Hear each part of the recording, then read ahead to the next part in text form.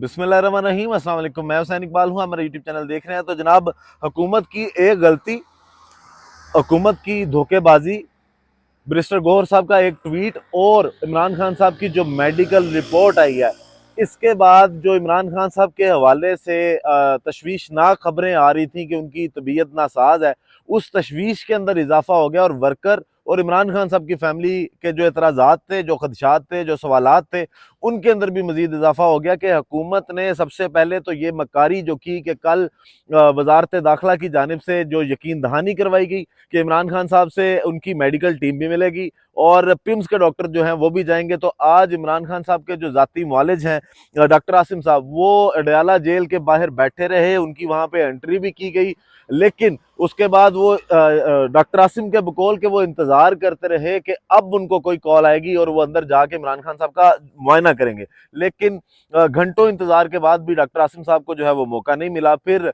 जो पिम्स के डॉक्टर इमरान खान साहब का मुआयना करने गए आज, उनकी जानिब से जो रिपोर्ट बनाई गई वो भी आज जो है वो रिपोर्ट शाया कर दी गई, बता दिया गया।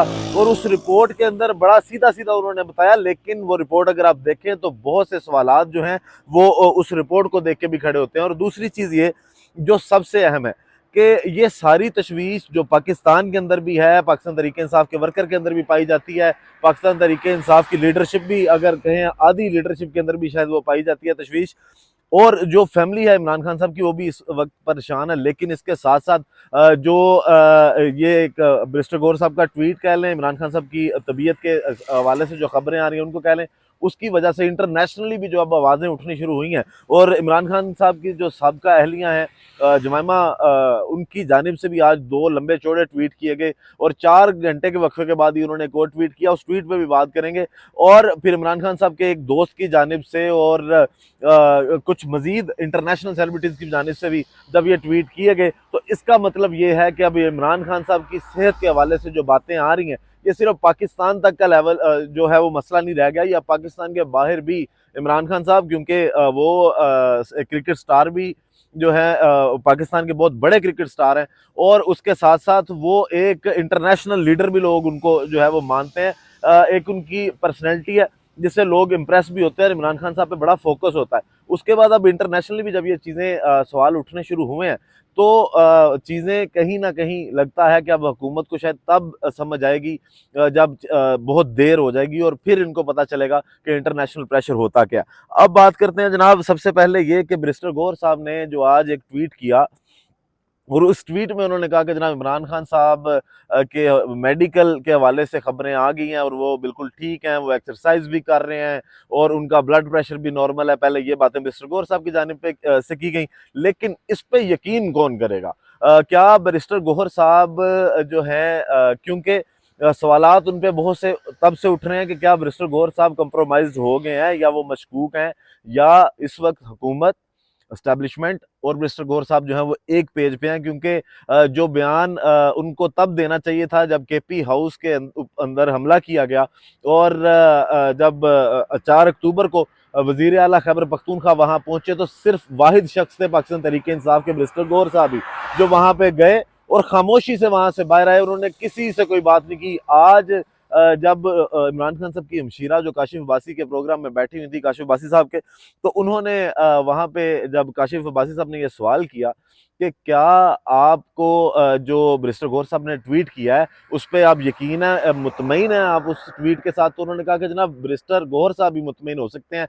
हम उस पर मुतमईन नहीं है। और फिर दूसरी बात ये कि जो ये पिम्स की रिपोर्ट आई, इस पर बहुत से सवालात उठते हैं। सबसे पहली बात ये कि अब ये सरकारी रिपोर्ट है, एक मतलब सरकारी इदारा है, उसके सरकारी डॉक्टर्स हैं, और वो जाके अगर वहां से रिपोर्ट शाया करते हैं तो फिर हुकूमत तो अपनी मर्जी की कोई भी रिपोर्ट बना के भेज सकती है। उसमें ये अब रिपोर्ट जिस तरह की बताई गई, उस रिपोर्ट के मुताबिक इमरान खान साहब का ब्लड प्रेशर नॉर्मल है, लेकिन उस रिपोर्ट में ये नहीं लिखा गया कि ब्लड प्रेशर था कितना।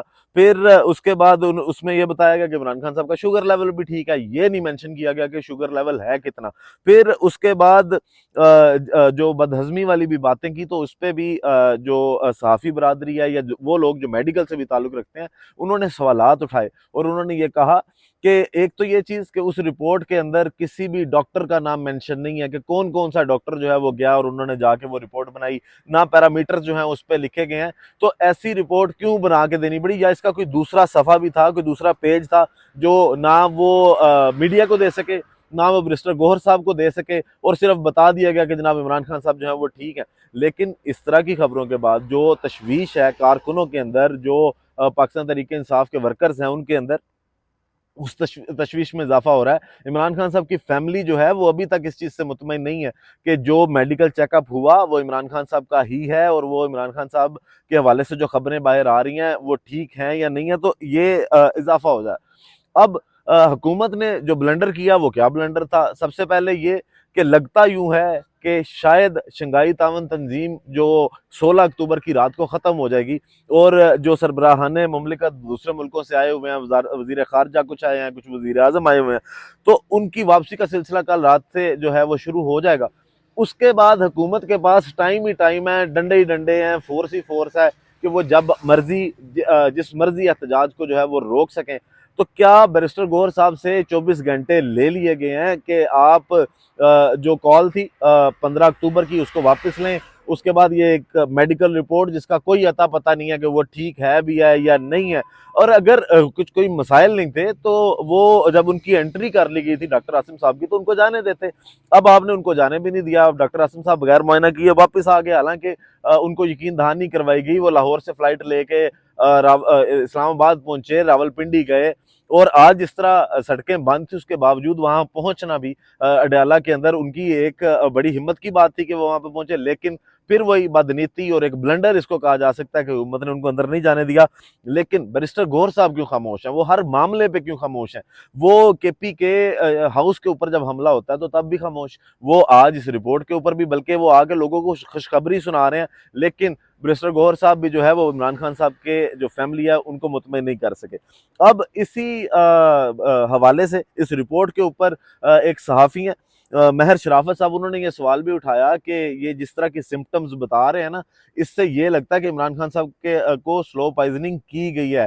وہ سلیسلک ایسڈ جو ہوتا ہے اس کی جو مقدار ہے وہ اگر کچھ دی جائے کسی کو کھانے کے ذریعے تو اس کے بعد یہ جو کانوں میں سیٹیاں بجنے والے معاملات ہیں نا، انہوں نے کہا کہ اگر سادہ بدہضمی ہو تو اس میں پیٹ درد ہو سکتا ہے، الٹیاں آ سکتی ہیں، لیکن یہ کانوں میں سیٹیاں بجنا یہ سلو پائزننگ کی جو ہے وہ نشانی ہے.